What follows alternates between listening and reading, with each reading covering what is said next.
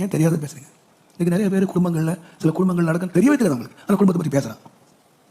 அப்புறம் ஆண்டவரே ஜெபத்தை கேட்பார். நிச்சயமா உன் ஜெபத்தை கண்டிப்பாக கேட்பார். கேட்டு வருவார். நான் சாத்து ஆசீர்வாதம் வர மாட்டார்.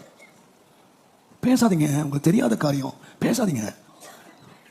உங்க கதையை சொன்னா மூஞ்சி நீங்கிருது. ஆனா அடுத்தவங்க கதையை கேட்கறதுக்கு